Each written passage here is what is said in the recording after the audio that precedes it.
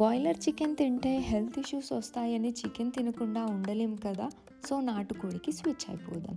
ముందు చికెన్ని నీట్గా 2 సార్లు కడిగి పక్కన పెట్టుకోవాలి. వీడియోలో చూపిస్తున్న ఇంగ్రీడియంట్స్తో ఫ్రెష్గా మసాలా ప్రిపేర్ చేసుకోవాలి. కూర రుచి ఈ మసాలాతోనే డిసైడ్ అవుతుంది.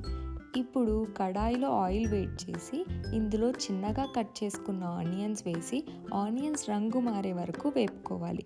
కరివేపాకు, పసుపు, చిన్నగా కట్ చేసుకున్న టమాటోస్ వేసి బాగా మగ్గిన తర్వాత 2 స్పూన్స్ జింజర్ గార్లిక్ పేస్ట్ వేసి కుక్ చేసుకోవాలి. ఇప్పుడు కడిగి పెట్టుకున్న చికెన్ వేసి బాగా కలుపుకోవాలి. ఇందులో 3 స్పూన్స్ కారం, 2 స్పూన్స్ ఉప్పు వేసుకోవాలి. ఈ కొలత 700 గ్రామ్స్ చికెన్కి. మీరు మీ టేస్ట్కి తగ్గట్టు వేసుకోవచ్చు. ఇక్కడ నేను యూస్ చేసింది పింక్ సాల్ట్, మీరు రాళ్ళుప్పు కూడా యూస్ చేయొచ్చు. ప్రిపేర్ చేసి పెట్టుకున్న మసాలా కూడా వేసుకొని 10 నిమిషాలు మూత పెట్టి ఉడికించాలి. ఇప్పుడు ఇందులో 3 గ్లాసుల వేడి నీళ్ళు పోసి 40 నిమిషాలు ఉడికించాలి. చాలా టైం తీసుకుంటుంది అనుకున్న వాళ్ళు ప్రెషర్ కుక్కర్లో వండుకోవచ్చు. కానీ ప్రెషర్ కుక్కర్లో టేస్ట్ వేరేగానే ఉంటుంది. టైం సేవ్ అవుతుంది అంతే.